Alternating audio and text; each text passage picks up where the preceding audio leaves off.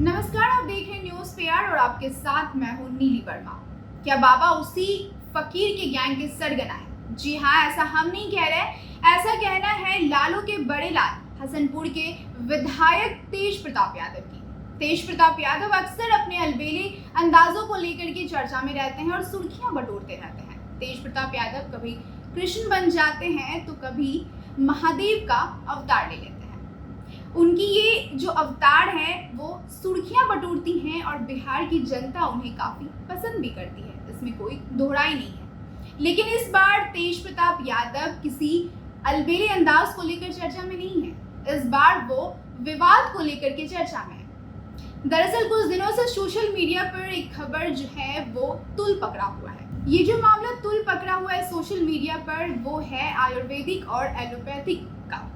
इस मामले को लेकर के अब तेज प्रताप ने भी अपना बयान जारी किया है। दरअसल तेज प्रताप यादव ने बाबा रामदेव को लेकर के ऐसा कुछ कह दिया है जिसकी वजह से बवाल मचा हुआ है। उन्होंने ट्वीट के जरिए बाबा रामदेव पर गंभीर आरोप लगाए हैं, साथ ही साथ उन्होंने काफी कुछ कहा है। खैर, उन्होंने अपने इस ट्वीट में कुछ भी क्लियर तो नहीं कहा है, लेकिन उनके ट्वीट से सब कुछ साफ होता दिख रहा है। उनके ट्वीट में ये साफ पता चल रहा है कि वो बाबा रामदेव को फकीर गैंग का सरगना बता रहे हैं और काफी कुछ उन्होंने भी कहा है। यहाँ तक कि उन्होंने रामदेव बाबा को देश को गुमराह करने का आरोप लगा दिया है और साथ ही साथ देशवासियों से ये भी कहा है कि वो बाबा रामदेव से सावधानी बरतें। अब उन्होंने ट्वीट के जरिए क्या कुछ कहा है वो ट्वीट हम आपको दिखाते हैं। उन्होंने ट्वीट के जरिए कहा है कि ऐसा नहीं लग रहा है कि ये बाबा हमारे देश को एक अलग मुद्दा थोप रहा है, हमें असल मुद्दे से भटकाने की पुरजोर कोशिश में है। याद रखें देशवासियों, ये बाबा भी उसी फकीर के गैंग का सरगना है। अब ऐसा नहीं है कि तेज प्रताप यादव ही केवल रामदेव बाबा पर गंभीर आरोप लगा रहे हैं या फिर, और यहाँ पे एक बात नोट करने वाली ये भी है कि तेज प्रताप यादव जिस शब्द का इस्तेमाल कर रहे हैं वो शब्द सही नहीं है। उन्होंने सीधे सीधे तौर पर बाबा रामदेव पर गंभीर आरोप लगाए हैं और उन्होंने काफी कुछ कहने की कोशिश की है। और अगर आप इस ट्वीट को देखेंगे तो आपको ये भी पता चलेगा कि यहाँ फकीर गैंग सरगना कहने का मतलब कहाँ है। यहाँ पे फकीर गैंग और सरगना कहने का मतलब है कि वो सीधे सीधे प्रधानमंत्री नरेंद्र मोदी पर आरोप लगा रहे हैं। ये बात आप भी जानते हैं। इससे पहले रोहिणी आचार्य जो कि लालू की बेटी है और वो सिंगापुर में रहती है, उन्होंने भी ट्वीट के जरिए प्रधानमंत्री नरेंद्र मोदी को काफी कुछ कहा और उन्होंने कुछ ऐसे शब्दों का भी प्रयोग किया जो आपत्तिजनक है, जो उन्हें नहीं कहना चाहिए था। अब उन्होंने क्या कुछ कहा है वो भी हम आपको बताते हैं। उन्होंने कहा था कि बनकर फकीरा जो आया था देश बचाने के नारों में, वो सत्ता का भूखा भेड़िया निकला। अब उनके इस शब्द से आप समझ सकते हैं कि वो क्या कहना चाहती है और उन्होंने अपने शब्दों के जरिए बड़ा हमला किया। आपको बताते चलिए कि बाबा रामदेव ने 2 दिनों पहले कुछ ऐसा कह दिया जिसकी वजह से बखेरा खड़ा हो गया था। अब आप ये सोच रहे होंगे कि आखिरकार उन्होंने ऐसा कह दिया जिसकी वजह से तेज प्रताप और बाकी देश में जो है राजनीति जो है वो बवाल मचा हुआ है। आपको हम वो भी बताते हैं। दरअसल उन्होंने कहा था कि एलोपैथ दवाइयों और इलाज की वजह से देश में इतनी बड़ी संख्या में मौतें हो रही है। अब उनके इसी बयान पर इंडियन मेडिकल एसोसिएशन यानी IMA ने और जो प्रैक्टिस कर रहे डॉक्टर है उन्होंने आपत्ति जताई थी और उन्होंने ये भी कहा था कि बाबा रामदेव ने जो कुछ भी बयान दिया है उस पर वो माफी मांगे। इसके बाद ये मामला काफी तुल पकड़ते हुए ये मामला जो है काफी गंभीर होता चला गया, जिसके बाद ये मामला इतना ज्यादा तुल पकड़ा कि केंद्रीय स्वास्थ्य मंत्री डॉक्टर हर्षवर्धन ने भी उन्हें एक पत्र लिखा था।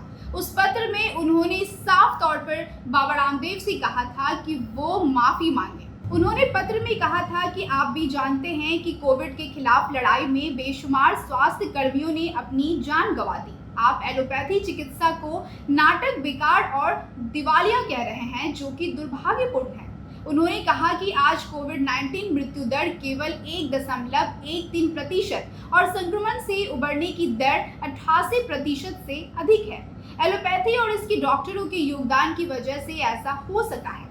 हर्षवर्धन ने ये भी कहा कि यहाँ तक कि कोविड-19 वैक्सीन भी एलोपैथी की देन है, जो संक्रमण के खिलाफ हमारी लड़ाई में कारगर हथियार साबित हुई है। आप भी जानते हैं कि कोविड के खिलाफ लड़ाई में बेशुमार स्वास्थ्य कर्मियों ने अपनी जान गंवा दी। आप एलोपैथी चिकित्सा को नाटक, बेकार और दिवालिया कह रहे हैं। अब इस पत्र का उन्होंने भी जवाब देते हुए, यानी कि रामदेव बाबा ने भी जवाब दिया, और उन्होंने जवाब में क्या कुछ लिखा है वो भी हम आपको बताते हैं। इस पत्र का जवाब देते हुए रामदेव बाबा ने भी काफी आदरणीय पूर्वक केंद्रीय स्वास्थ्य मंत्री डॉक्टर हर्षवर्धन से निवेदन भी किया और उन्होंने अपनी बात भी रखी। अब उन्होंने इस पत्र में क्या कुछ कहा है वो हम आपको बताते हैं।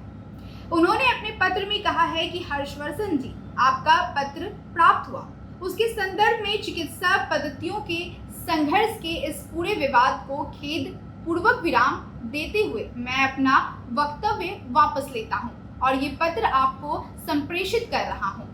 हम आधुनिक चिकित्सा विज्ञान और एलोपैथी के विरोधी नहीं हैं। मैंने व्हाट्सएप मैसेज को पढ़कर सुनाया था, उससे अगर किसी की भावनाएं आहत हुई है तो मुझे खेद है। कोरोना काल में भी एलोपैथी के डॉक्टर्स ने अपनी जान जोखिम में डालकर करोड़ों लोगों की जान बचाई है, इसका भी सम्मान होना चाहिए।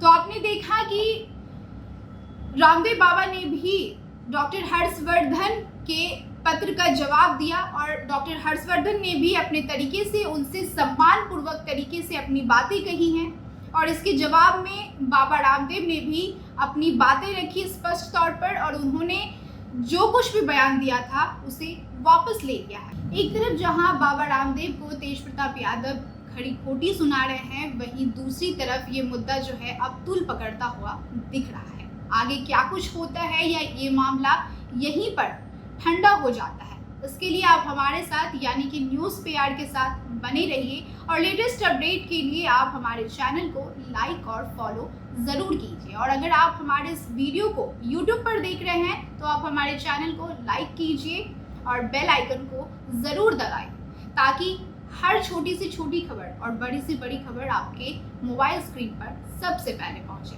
और अगर आप हमारे इस वीडियो को फेसबुक पर देख रहे हैं तो आप हमारे फेसबुक पेज को लाइक कीजिए। नमस्कार।